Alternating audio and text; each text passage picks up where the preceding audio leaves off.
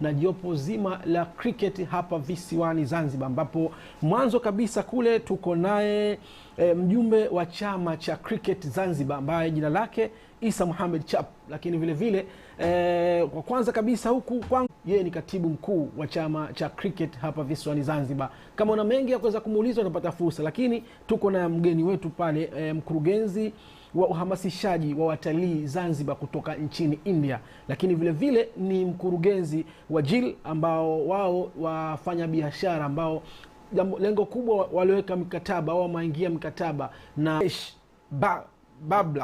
Jilesh Babla. Unajua tena majina hayo ya kizunguzungu akiingia na Kihindi tusameheane tu. Kwa hiyo Jilesh Babla ndo jina lake. Karibu sana. Kwanza karibuni nyote hapa studio. Thank you. Okay, Jilesh, welcome to Zanzibar Broadcaster. Lakini kubwa zaidi kwamba tunaanza na katibu mkuu wa chama cha cricket hapa Zanzibar. Hebu tueleze wananchi wa Zanzibar ambao wengine hata hawajui cricket, vitu kama hivyo, yani nyinyi kama chama muda wote hao mliko wapi? Na mchezo unatakiwa uendelezwe hapa Zanzibar, lakini leo hafla mmezuka tunaweza kusema. Kwa kweli chama cha cricket Zanzibar ipo hapa siku nyingi sana, na cricket hapa Zanzibar ilianza tangu 1905, tangu walipokuja Uingereza hapa Zanzibar walianzisha cricket, lakini cricket ikawa inaendelea mpaka 1964 ilipotokezea mapinduzi. Cricket, wachezaji wengi wa cricket walihama wakaondoka, na ile cricket ikaanza kufa kidogo kidogo mpaka ikawa cricket hakuna tena. Sasa hivi sisi tumepata mfadhili ambayo wa kampuni ya JIL ambayo Mr. Jalesh hapa, yeye amekuja hapa Zanzibar kuhamasisha cricket na kujenga stadium kubwa sana hapa Zanzibar. Muda ya miaka mitatu tutakuwa na stadium ya kimataifa inachezwa cricket hapa Zanzibar. Mr. Jilesh, what is the aim in cricket in Zanzibar?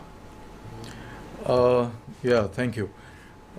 There was a history to cricket in Zanzibar. Yes. It used to be played as early in the 1900s, 1905, 1906, and there was a good level of cricket. Now, over the years, it has been lost. There's no more cricket being played in Zanzibar. But today, cricket is the second most popular sport in the world, and it's also one of the richest sports in the world, but not played in our country. So we want to revive cricket in Zanzibar. We want to give the people of Zanzibar an opportunity to play cricket, to play at the world stage, at the global stage, at the Africa stage. At the same time, this activity also brings huge investments from overseas, and it plays a major role in sports tourism. And that's the aim for Zanzibar. This is what we want to do for Zanzibar. We want to bring in investments, we want to play a role in sports tourism, and we want to give an opportunity to Zanzibaris, especially the new generation, to play the sport and achieve something for themselves and for the country. Bila shaka mpenzi mtazamaji, lugha hiyo inawezekana ikawa matata kidogo, lakini hapa lipo jopu la chama cha cricket, lakini vile vile na mimi mwenyewe nitajaribu kwenda katika zile njia ambazo mtaalamu wetu huyu amepita, na kikubwa zaidi anasema cricket itapata nafasi kubwa sana Zanzibar katika ngazi tofauti ikiwemo za kimataifa, ambapo ngazi hiyo sasa itatoa fursa kwa Wazanzibari. Kama mkiwango kizuri utaweza kupata nafasi ya kwenda kimataifa. Labda kwa ufafanuzi zaidi alivyosema Mr. Jalesh hapa, alisema yeye dhamira yake hasa kuanzisha cricket hapa sio kwa manake kwa kucheza tu, manake itakuwa kimataifa na itakuwa kwa Wazanzibari ambao wako tayari kucheza cricket, tutakuwa na fursa kubwa kujitokeza na wakapata ajira katika kucheza hiyo cricket. Naam. Sasa tunakuja kwa Chap. Kikubwa zaidi umekuwa katika muda mrefu katika game hizi, hasa michezo tofauti hapa visiwani Zanzibar, lakini tunakutegemea katika upande wa historia kama Zanzibar, historia ya kimichezo. Kama muda mchache tu au kipindi kichache tu uliweza kutupa historia ya viwanja hivi vya Maisara. Hebu leo tudadavulie kuhusiana na historia ya mchezo wa cricket hapa visiwani Zanzibar. Historia ya mchezo wa cricket kwanza umeanza toka mwaka 1875 walipokuja manuari za Kiingereza hapa. Mwaka 1929 chama cha michezo kikaundwa Zanzibar, na kikaunda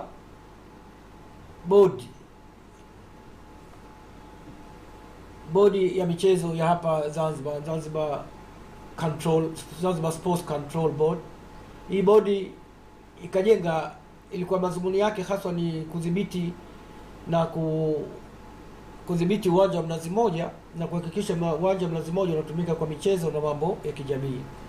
Bodi hii ikajenga viwanja club za cricket 2, moja ikawa inatumika sasa hivi kwa vyuma, na moja ika pembeni huku ya uwanja karibu na hospitali. Katika viwanja vya Mnazi Mmoja kuna viwanja viwili. Kuna kiwanja kingine cha cricket, kiwanja cha English Club, hicho kinatumika sasa hivi watumia Navy.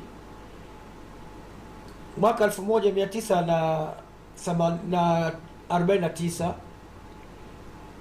Zanzibar Sports Control Board ikajenga kiwanja cha Said Khalifa Studio, na katika kiwanja kile sasa hivi tunaita Mouse Town Studio, kukana cricket viwanja viwili. Kiwanja kimoja hichi vyote viwanja viwili vile vinatumika kwa cricket. Vile vile kukana kiwanja cha cricket school ya King George School, hivi sasa Lumumba College, na baadaye kukana kiwanja vile vile cha cricket ndani ya ukumbi, ndani ya jengo la JKU.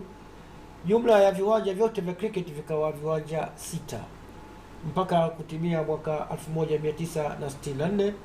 Baadaye cricket ikaondoshwa katika kucheza kikabila, ikaja kuchezwa kwa wananchi kwa jumla. Naam, hapo ni ndugu mpenzi mtazamaji, kwa kuweza kujifunza kwamba hapo zamani sisi wengine tulikuwa wadogo, watu hajazaliwa, kulikuwa kuna viwanja vingi sana vya cricket. Lakini si swala la cricket tu, katika viwanja vingi ambavyo vilikuwa zamani sasa hivi havipo. Je, si sehemu ya kushuka kwa michezo hapa visiwani? Hilo swali mpenzi mtazamaji kuwa nalo. Na sasa tunakwenda moja kwa moja kwa mwenyekiti katibu wa chama cha cricket Zanzibar. Mpango wenu upi katika kuhakikisha hii cricket hapa Zanzibar inakwenda katika level ambayo inatakiwa? Kweli, asante mtangazaji. Dhamira hasa ya Zanzibar Cricket sisi ZCA kuanzisha cricket maskulini na vijijini, ambayo hivi sasa tumeandaa program ambayo ya kwenda maskulini na kuonana na sports teacher. Hapo tumekusudia kuanza kesho skuli ya El Salasi, Hamamni na Mwanakorekwe, pamoja na kuonana na wanafunzi ambayo kuwaeleza kuwa hii cricket ipo na kuwataka ambao wajitokeze kucheza cricket. Okay, sasa tunakuja hili swala litakuwa kwa wote ni swala, kwa sababu ni swala ambalo linakuwa tamu zaidi. Na mpenzi mtazamaji, utaweza kuona clip ya cricket ambayo kwenye runinga yako hapo, lakini vile vile ujitayarishe na wewe kuuliza maswali. Kama swali itakuwa la Kiswahili itakuwa sawa, lakini kwa Kiingereza wewe utauliza tu, alafu tutakuja how to cricket is played in Zanzibar. How in the world, yes. Yeah, there are different forms of cricket that are played. Yes. The oldest form of cricket is the test match cricket, where 2 teams play against each other for 5 days in a row. And then there are different forms which have developed over the years. So there's bails. They're important, but we'll come back to them shortly. The batting team has 2 batters at a time in play, whilst the fielding side has all 11 players on the field. A batter scores runs in 2 ways. 1. They hit the ball far enough that it crosses the outer boundary of the field. If the ball has bounced, it's worth 4 runs.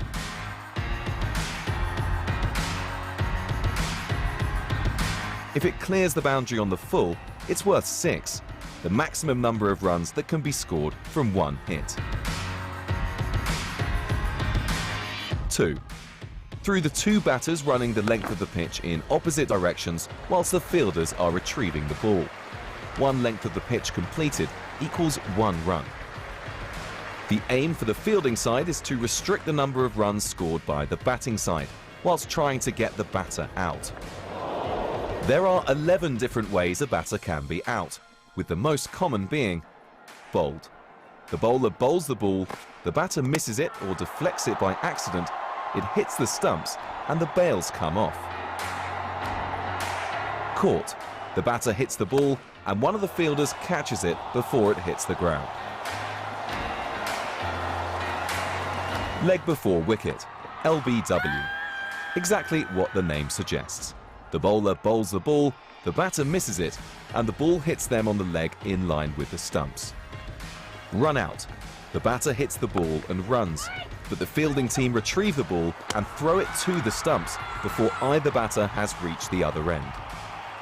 When a batter's out, they leave the field of play and another teammate replaces them. Once all the batters on a team are out, the sides swap, and the fielding team then have their turn to bat and attempt to beat the overall score set by the first batting team. Put simply, the winner is the team with the most runs after both sides have batted.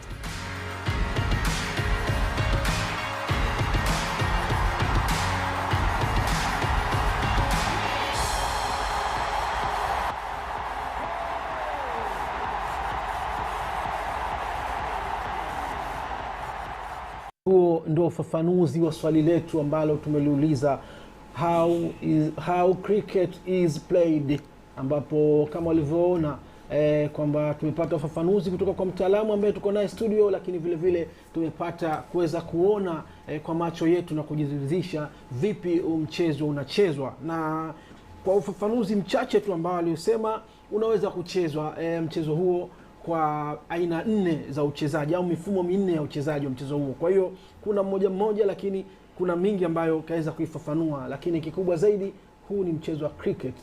Fursa imekuja ndani ya visiwa venye marashi ya karafuu kutoka kwa mtaalamu Jilesh, ambaye yeye ana malengo makubwa ya kuweza kuhakikisha mchezo huu umeenda juu, lakini kwa kushirikiana na wajumbe ambao tuko nao hapa. Vipi sasa tunawaeleza watu wetu, lakini vile vile mpenzi mtazamaji, kabla hatujaenda tunapatikana katika YouTube channel, lakini vile vile tunapatikana katika Facebook, Twitter na mitandao tofauti ya kijamii katika kipindi hichi, ili kuweza kuijulisha jamii ama kuijulisha dunia na ulimwengu mzima kwamba sisi kama Zanzibar tumezamiria kuelekea katika michezo ya ufanisi zaidi. Tunakuja kwako sasa. Mimi kwa kweli sasa hii clip ilivyoonyeshwa hapa, nafikiri imeelezea hali halisi ya cricket inapochezwa, na kila kitu kaelezea mtangazaji kwa cricket inachezwa kilevel gani. Sasa sisi Zanzibari tumeshaona. Sasa mimi nahamasisha kwa tunatakiwa tujitokeze, tuwe na interest ya kucheza cricket. Na hasa cricket hapa pia patajengwa stadium kubwa sana ya kimataifa hapa cricket itachezwa Zanzibar, ambaye mfadhili wetu Mr. Jalesh atawale. Itakuwa katoka. Kuna run out. Katika ukimbizi mchezaji hajafika katika pointi yake, mpira ukarushwa katika position alipokuwa anakwenda katika wicket, itakuwa mchezaji yule katoka. Una step wakati mpigaji beta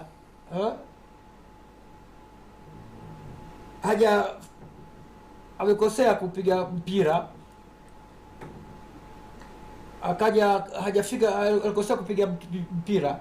Sasa katika kukosea kwake katika mpira, mchezaji mpira wake ametoka katika position, yeye atakuwa vile vile, na mpira ukapiga katika stamp ule, akalimrushaji mwingine akarusha katika ili kumfikia mchezaji wa karibu katika stamp, vile vile atakuwa akatoka. Sasa kuna kwa pale tumeona kiufupi tu mambo 5 yamesababisha mchezaji kutoka katika nje ya game.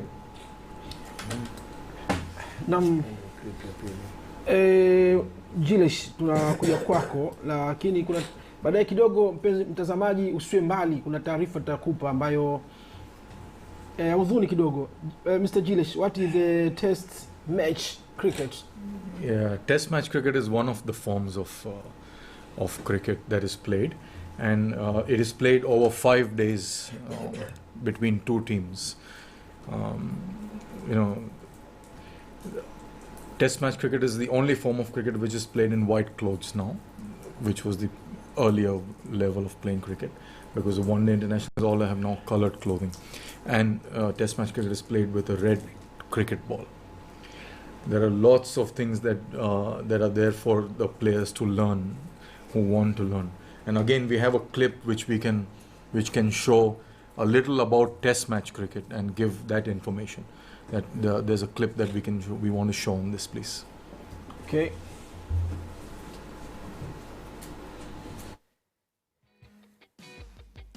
Test matches are contested by the 10 ICC full member nations. Test cricket is the only format of the game where each side has the opportunity to bat twice in the same match. Unique to world sport, a standard Test cricket match is scheduled to be played over 5 consecutive days, with each day's play usually lasting 7 hours, including a 40-minute break for lunch and 20 minutes for tea. Players in Test cricket wear their traditional white clothing, and the match is played using a red ball. Up until 2015, Test match cricket was always played during the day. The first day-night Test match was played between Australia and New Zealand at the Adelaide Oval, using a pink ball that was designed specifically for day-night Test cricket. There should be 90 overs bowled during each day of a Test match. But if players lost due to weather or bad light, a maximum of 1 additional hour's play can be added the following day to make up for lost time. If one side is very close to winning the match at the end of a day, they can request an additional 30 minutes play from the umpires, who will extend play if they agree that a result could be achieved. In Test cricket, there are no restrictions on the number of overs a side can bat for per innings. Nor is there a restriction on the number of overs that any one bowler can bowl. There is, however, a limit of 2 short-pitched balls or bouncers per over that a bowler can bowl. A new ball becomes available to the fielding team after every 80 overs. Test cricket is the only form of the game that can end in a draw. A draw occurs when, at the end of the 5th day, the team batting last has not beaten the total number of runs set by the first batting side, but they have also not been bowled out. Declarations are also unique to Test match cricket. A declaration occurs when a captain makes a call to end their team's innings early, before they have lost all their wickets. A declaration is a strategic move from a team's captain when they feel that they already have enough runs to win the match, but wish to still have enough time left in the game to bowl the other team out.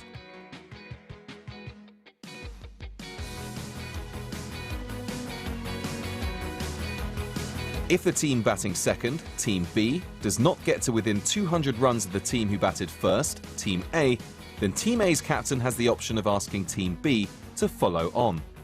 This means that Team B will begin their second innings straight away, before Team A bat a second time.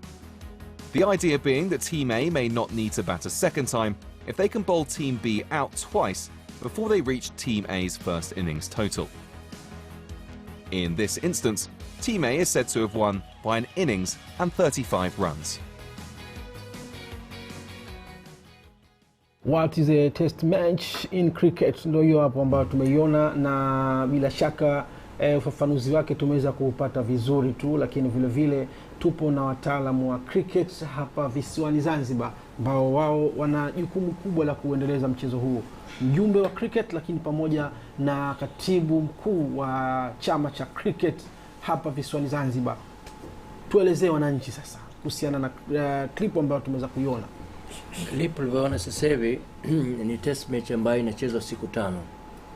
Na hiyo inapochezwa siku 5, manake ni kitu mfululizo, hamna ukaanza asubuhi saa 4 mpaka saa 12 jioni.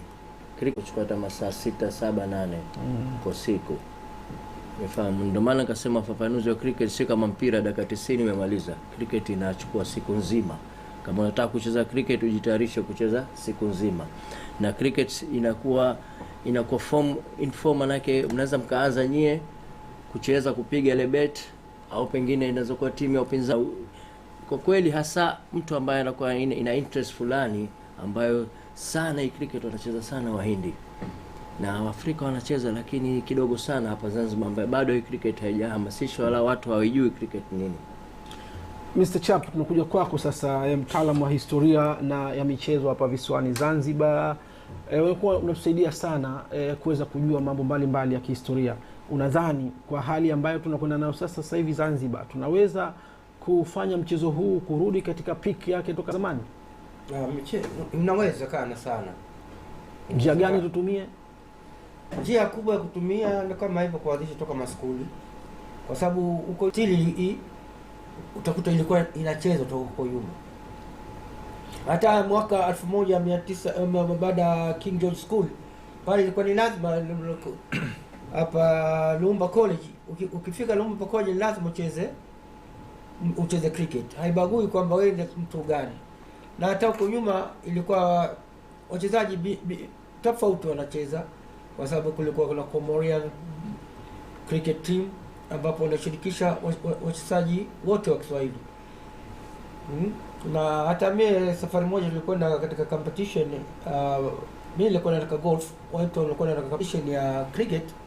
Tulishuhudia wachezaji pekee wa Zanzibar ndio walikuwa Waswahili, lakini wabakia wote ni wazungu na Wahindi tu katika timu. Lakini timu ya Zanzibar ilichukua wachezaji Waswahili, ambapo Zanzibar kule Dar es Salaam hakuna mchezaji wa Kiswahili wa Kiafrika wanaocheza cricket. Sasa bado ikatuta juu watapata motisha kama hivyo vijana, na wakakubali kujua kama hichi kitu kina mwendelezo toka huko nyuma. Mimi naamini tutaweza kufikia hatua. Mr. Giles, yes. So what is one day cricket? One day cricket is a shorter form of the game. Yes. Developed a couple of decades back. It started with playing 60 overs per team and 2 teams competing against each other. So the aim was to finish one game in a day. That was the aim of the cricket. And I think we should show that clip of the one day cricket. It's a very popular form of cricket around the world. Some of the best teams are the West Indies, India, Australia, England, lots of them, and that is what we want to bring here. Nadhani tupate klipu ambayo tutaweza kupata ufafanuzi baadaye baada ya klipu hiyo kuiangalia. One day international cricket, or ODI cricket, is a limited overs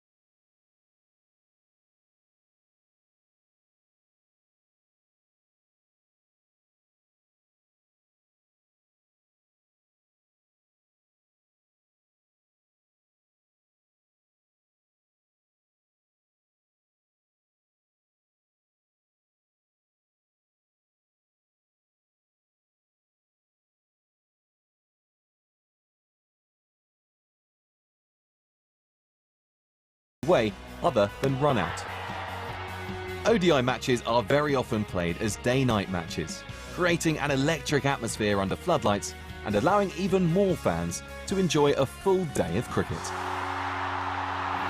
Na laini zetu ziko wazi sasa baada ya kuweza kupata ufafanuzi kupitia wataalamu wetu ambao tuko nao studio, lakini vile vile kuweza kuangalia katika hizi clip ambazo zinachezwa hapa pia studio. Unaweza ukapiga simu kuweza kuuliza maswali ambayo wewe unayaona sahihi kwa watu ambao tuko nao hapa. Na sasa ambapo tuna muda mchache pia kuendelea kumaliza kipindi chetu, tunakuja tupe utamu sasa wa hii clip. Tunaanza kwa chap, tupe utamu wa clip ambayo tunaiona hapa. Utamu wa clip ndio umetuonesha vipi taratibu za mchezo zilivyo kwa muda pale. Umetuonesha kwamba kuna over, tunacheza mchezo kwa over 50 na tunasema over moja ni mirusho 6, over moja ni mirusho 6. Sasa wanacheza katika naam. Nilibahatika kucheza cricket kwa muda mdogo, na cricket baada ya mapinduzi katika kama mwaka 72 ilipotaka kurejeshwa tena 74 nilicheza, lakini sijawahi kuendelea. Nikapata transfer nchini Pemba, lakini nilipokwenda chuo kikuu hapa pia nilicheza katika department yangu. Lakini nataka kuchangia kitu kimoja. Cricket Zanzibar imechezwa mapema sana na ilikuwa ikichezwa kwa makabila. Kusema makabila, kulikuwa na timu ya Hindu, kulikuwa na timu ya Arab, na ilikuwa timu ya Komoria, hawa watu wenye asili ya Gaziji ambao mimi ni mmoja katika hao. Sasa watu wa Kikwajuni kama huyo Chape walikuwa hawana timu, lakini wakijoin timu ya Komoria. Mzee Burhani Saadati, babake mzee Saadati, alikuwa akichezea Komoria. Hiyo moja history ya haraka.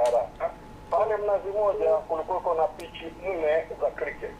Moja ni hichi kibanda hapa kiko upande wa makumbusho ambacho sasa hivi kinauzwa vitu pale. Alafu tena kulikuwa na pichi nyingine karibu yake pale. Pichi ya 3 ilikuwa katika kiwanja cha Kikokotoni pale television, sasa hivi ilikuwa ZTV, na cha 4 kiko kule kulikuwa watu wananyanyua vyumba. Kwa hivyo kulikuwa na pichi 4 za cricket pale Zanzibar. Sasa ni kukufupisha tu ni kusema hivi, hii cricket wanaelezea kama wenzetu, tunashukuru wanavyoelezea, kuna aina 4 za cricket zinazochezwa. Aina moja ni hiyo alomalizia kuizungumzia, inaitwa test match. Na katika test match sheria yake watu wanavaa nguo nyeupe, hawavai nguo za marangi. Test match inachezwa kwa siku 5 kama walivyoelezea, na kila siku 7. Halafu baada ya test match kuna ODI, One Day International. One Day International inachezwa kwa over 50. Zamani ilikuwa ikichezwa kwa masaa, lakini sasa hivi inachezwa kwa tunaita hii ni 50 overs.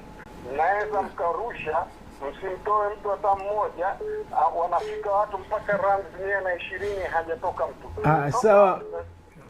Kutokana na muda si rafiki na mambo ambayo umetueleza mazuri sana kwetu sisi, tutakutafuta kwa sababu ni mtu ambaye mimi nakufahamu katika uchambuzi wa soka la Kiulaya, hasa Manchester United. Nakufahamu vizuri, nazifuata sana uchambuzi wako, lakini nitakutafuta kutokana na muda si rafiki na tuna vitu ambavyo pia tunataka tuvichezeshe. Asante sana, tunashukuru. Tunakuja sasa katika what is the 2020 cricket. 2020 cricket. Mr. Jilesh? Yes, Jilesh. 2020 cricket is the shortest form of cricket. Yes. After the 50 over cricket, that's the one day cricket, the ICC came up with another form which was 20 overs per team to be played, and 2 teams again play against each other. So the idea was to finish the game within 4 to 5 hours. Okay, sasa tutaka tuone kidogo hizo clip ambazo tumeelezea 2020, alafu tutakuja hapa kuangalia kama tumesalia na muda kwa sababu muda pia si rafiki. Kwako director. 2020 is the newest, fastest and most explosive format of cricket. There are 18 countries with 2020 international or T20I status. The 16 ODI teams plus the Netherlands and Oman. A T20I match lasts for around 3 hours, with each team batting once. As in ODI cricket, T20I matches are played with a white ball, and the players wear coloured clothing. Similarly, there are restrictions on both batting and bowling in T20I matches. Batting. As the name suggests, each side has a maximum of 20 overs from which to score their runs. Bowling. Any one bowler is restricted to a maximum of 4 overs. Fielding. There are 2 power play periods in T20I matches, with a different number of fielders permitted outside a 30-yard circle at any time during each period. 1 to 6 overs. Only 2 fielders permitted outside the circle. 7 to 20 overs. 5 fielders are permitted outside the circle. T20I matches are all about speed. Muda umekuwa si rafiki, ilikuwa tunataka hiyo clip uione kwa upana kidogo, lakini wakati hawa watu tunao hapa visiwani, tutakuja nao tena kuweza kuendelea na session ya pili. Tunakuja kwanza, hebu tuwatafsirie ama tuwafafanulie watazamaji wetu wa cricket kutokana na hii 2020. Hii 2020 cricket inachezwa kwa siku moja. Inakuwa kila timu inacheza 20 overs. Wanapata muda kucheza 20 overs, na kila mtu ambayo katika hiyo 20 overs inatakiwa, hakuna ile kitu kucheza kidogo kidogo, inatakiwa uwe unapiga ile mpira kwa nguvu ili upate runs nyingi, upate ushindi. Unafahamu? Sasa hiyo cricket ambacho inachezwa hapo haitaki uvae nguo nyeupe, unaweza kuvaa nguo za rangi. Kwa kila timu inakuwa na timu yake inayocheza, na kila mtu shaji anakuwa arushe over 4 tu, asizidishe ile over 4. Sasa kutokana na muda umekuwa si rafiki, chap tunakuja kumalizia sasa. Unalipi la kuweza kuambia wananchi? Wananchi, mimi naomba tu, wakati hivi sasa ndio tuko tayari, tunaanza kesho kupita maskulini ili kutangaza mchezo, faida zake na nia ya kuanzisha, na vile vile naomba shirika la umeme, kwa sababu tumepekea barua, kuna nguzo zile za umeme zimewekwa katika kiwanja cha cricket, tunaomba waziondoe, na tumeshapeleka barua kwa meneja, tushawafuata, lakini bado zile nguzo zipo, na kwa vile tunataka kuanzisha mchezo, tunaomba tu shirika lifanye haraka kuziondoa zile, ili wananchi wapate kuendelea na mchezo. Okay. Moja kwa moja sasa tunakwenda kuangalia kwamba hayo ndo maoni ya chap, ambapo kikubwa zaidi anasema shirika la umeme wameweza kuandika barua na umwasaidie ili kuhakikisha wanafanya vizuri katika mchezo wao wa cricket, kwa sababu kama unavyojua mchezo wa cricket usiku ndo ama jioni. From the age of 8, you can start playing from the age of 8. It's a wonderful sport. There's huge opportunity for the new generation. You can start playing at this age, and by the time you get to about 12 or 13, you can look at a career in sports if you're really good at the game.